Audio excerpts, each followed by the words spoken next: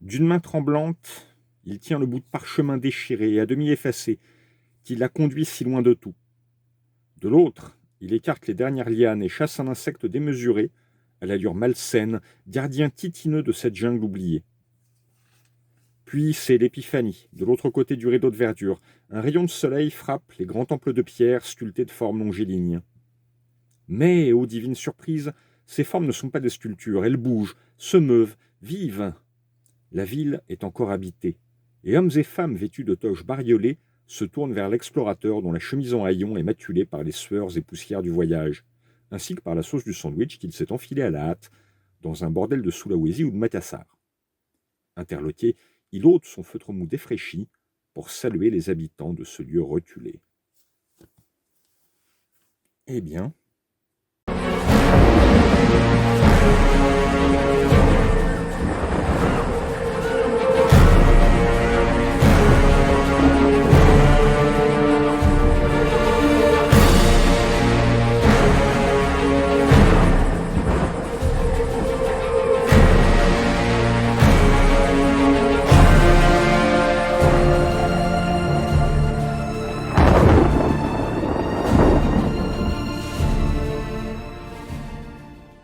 qu'elle s'appelle Opar, Nova Roma, Atlantis, Shangri-La, Shambhala ou quoi que ce soit d'autre d'ancien ou d'exotique, les cités perdues sont l'un des très nombreux clichés du roman d'aventure, depuis au moins les aventures d'Alan Quatermain. On les a retrouvés aussi par la suite très souvent dans les bandes dessinées et films divers. Le principe est souvent le même que celui du monde perdu, un coin de terre lointain et inaccessible qui s'est trouvé figé hors du temps. Dans le cas du monde perdu, c'est une vie anachronique qui y poursuit son existence sans interaction avec l'extérieur, et les dinosaures peuvent y croiser des hommes préhistoriques ou des soldats japonais combattant encore au nom d'Hirohito. Dans la cité perdue, c'est toute une civilisation qui s'est survécue. Atlantes semi-minoens, Romains impériaux, Toltecs ou Teuguises y poursuivent leur histoire qui, dans le reste du monde, s'est arrêtée il y a des siècles. La caractéristique première de ce lieu est d'être quasi inaccessible à l'extérieur. La seconde est d'offrir un commentaire à propos du monde réel, du monde dont elle s'est retirée. Souvent, la cité perdue est sœur de l'utopie. Si Thomas More situe son pays idéal dans une île inexplorée, la philosophie et la satire auront souvent recours à des lieux imaginaires de cette sorte, îles ou empires lointains, objets de fantasmes. Jusqu'à la Chine décrite par Marco Polo qui semble frappée d'irréalité. Elle ne coïncide que par inadvertance avec le pays réel. Jonathan Swift, dans ses Voyages de Gulliver, nous inventera quelques-unes des plus célèbres civilisations retirées de toute l'histoire de la littérature. La cité perdue, rameau d'une civilisation brillante et disparue, et conservée intacte loin des influences néfastes du siècle et des siècles, se fait symbole d'une tradition antique et restée pure. Il n'est d'ailleurs guère étonnant que le thème romain soit surreprésenté. Rome, dans la pensée occidentale, a longtemps symbolisé la civilisation portée à son plus haut degré, et le Moyen-Âge tout entier s'est lui-même vu comme une longue chute après ce sommet devenu inaccessible. Pour l'homme médiéval, Rome est la source de tout savoir, de toute institution civilisée et de toute loi qui vaille la peine d'être respectée dans la société civile. Tout progrès, pour être accepté, devait se présenter comme le rétablissement de quelque chose de romain. Dès lors, inventer une cité perdue romaine, c'est rappeler Rome comme modèle, Rome se réimposant, se montrant telle qu'en elle-même, et qu'importe si cette Rome idéale n'est qu'un fantasme qui n'a guère existé, et encore que pendant quelques décennies. L'Atlantide de Platon, conçue comme la source de toute sagesse, est l'autre grande civilisation perdue. Si elle-même n'est qu'une version hellénisée et rationalisée de mythes plus anciens du même genre, comme les sources celtiques nous en montrent quelques beaux exemples, elle est devenue pour nous un archétype absolu, mêlant réveil technique et hubris caractérisé, détruite par la colère des dieux parce que son avancée lui avait ruiné l'âme, anticipant ainsi sur Rabelais et sa science sans conscience. L'Atlantide s'est survécue dans bien des récits et a même été l'objet de quêtes tout à fait réelles, envoyant archéologues et aventuriers sur sa piste en Crète, dans les Açores et même au Texas. Car le fait que la terre mythique d'origine des Aztèques s'appelle Aztlán ne peut être une coïncidence, n'est-ce pas? Une bribe d'Atlantide ayant survécu à la punition divine est intéressante à plus d'un titre. Déjà, parce que c'est une civilisation vue comme technologique en son temps, et dont on peut imaginer que ses progrès ultérieurs n'aient pas été entravés par les phases de décadence et d'invasion barbare ni par la pression inquisitoriale du christianisme et de l'islam.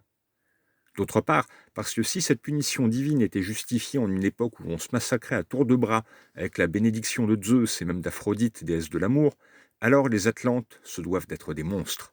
Et des monstres avec 5 ou 10 000 ans d'avance technologique sur nous pourraient faire dans leurs pantalons à Dark Vador et au baron Harkonnen en personne. Il y a de quoi là écrire quelques belles pages. L'Égypte et les civilisations africaines qui lui sont liées, comme Méroé au Soudan par exemple, ont fourni quelques belles cités enfouies au cœur de la jungle et des déserts. Mieux encore, des civilisations purement africaines se survivent parfois au cœur du continent noir, nourries dans l'imaginaire par les forteresses du Zimbabwe ou les restes des peuples de l'âge du fer au Bénin. Des civilisations primordiales au pays des peuples dits premiers, cela permet de tailler des croupières à ces lectures racistes et racialistes de la pensée du XIXe siècle qui cherchaient à nier toute composante noire et africaine à la civilisation égyptienne. C'est ainsi aussi que le mythique royaume du prêtre Jean a longtemps été cherché en Afrique, mais on lui imaginait une élite blanche et chrétienne, capable de prendre les Sarrasins à revers. Partant, dans la fiction, la cité perdue africaine peut tout aussi bien être porteuse d'une sagesse originelle datant de l'aube de l'humanité, comme être un repère de cannibales dégénérés, histoire de bien montrer qu'il ne peut rien sortir de bon de ce continent. Un cas particulier, celui des cités de gorilles intelligents, popularisées notamment par les DC Comics des années 50 et 60, à l'époque où Mort Weisinger et Julius Schwartz avaient remarqué que mettre un gorille en couverture assurait systématiquement un supplément de vente. De Congo Bill à Gorilla Grodd, ce sont des civilisations simiesques entières qui ont fleuri dans les illustrés, et que des héros aussi vaillants que bariolés allaient débusquer au cœur de la savane. Dans un autre genre, les cités des déserts d'Arabie et d'ailleurs, décrites par H.P. Lovecraft, remontent à des civilisations préhumaines. Et on ignore ce qui s'y terre encore, attendant le voyageur imprudent, l'explorateur téméraire ou le malheureux qui y pénètre par hasard. Hommes reptiles ou anciens à la symétrie radiale et aux ailes de cuir n'aiment guère qu'on vienne les déranger en leur domaine. Leur ancienneté défie l'imagination et l'histoire humaine n'est qu'un battement de cils à côté de la durabilité de leur construction cyclopéenne. Eldorado, les 7 cités de Cibola et autres villes perdues de X se terrent au cœur des jungles d'un autre continent, l'Amérique du Sud, mais aussi parfois en Floride. Mais il y a des alligators tout pareils, de toute façon.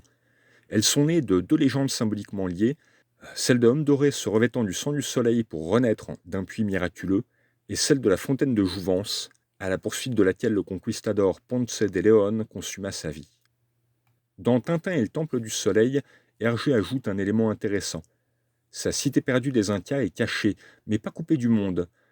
Sa protection est l'objet d'une conspiration, le peuple indien gardant le secret face aux Européens. Tous savent, mais nul ne dit rien. Et quand les Blancs découvrent la vérité, il est trop tard. Ils sont déjà en route pour le sacrifice. Cette mythification d'un passé dont on voudrait qu'il reste actuel est au cœur du concept de cité perdue, en tout cas de cité perdue encore habitée par sa population d'origine. La ville oubliée, traitée sur le mode de l'utopie, devient garante d'une tradition immémoriale. Elle se présente en modèle d'une pureté originelle, d'une tradition pas encore dévoyée, en archétype auquel le monde extérieur n'a pas voulu ou su se conformer. D'une certaine manière, elle l'accuse. Ce rôle de procureur de la cité perdue restée pure, société qui a su conserver ses valeurs, ce ton de métaphore morale, il lui est quasiment consubstantiel. Que l'Atlantide soit un des modèles de ce genre de récit n'est pas innocent. L'histoire de sa destruction et surtout les raisons de ce châtiment divin sont au cœur du récit de Platon. Il a valeur d'avertissement. Cet aspect idéal permet de se livrer à une critique en règle du monde contemporain de l'auteur et est un avatar de ce qu'on appelle de nos jours le déclinisme, ou c'était mieux avantisme pour ceux de nos spectateurs qui ont le goût du néologisme audacieux. La cité perdue se fait miroir de ce qui aurait pu être, modèle à imiter et à retrouver, car pour Platon, découvrir, c'est se souvenir. Ou à l'inverse, ce lieu perdu se fait repoussoir, la ville crépusculaire des clous rouges s'est repliée sur elle-même, conduisant ses habitants à une dégénérescence irrémédiable. Cette longue nouvelle, généralement considérée comme la meilleure de celles consacrées par Robert Howard au personnage de Conan le Barbare, illustre la phrase prononcée par Jacques Brel à la fin de l'aventure C'est l'aventure. Le chemin le plus court pour aller de la barbarie à la décadence passe par la civilisation. L'avertissement change alors de direction, mais il reste essentiellement un avertissement moral. Au lieu de donner un modèle civilisationnel à imiter, il propose un contre-modèle à éviter, celui de la décrépitude des coutumes humaines qui, à force de se figer sans qu'on en comprenne plus le sens premier, se font mortifères. Et même une cité romaine du meilleur aloi peut n'avoir gardé de ses ancêtres, en définitive, que les luttes entre prétoriens et les jeux du cirque. Mais quoi qu'il en soit, quoi qu'elle puisse vouloir dire, n'oublions pas que la cité perdue n'a de sens que lorsqu'on la retrouve. Bonne soirée.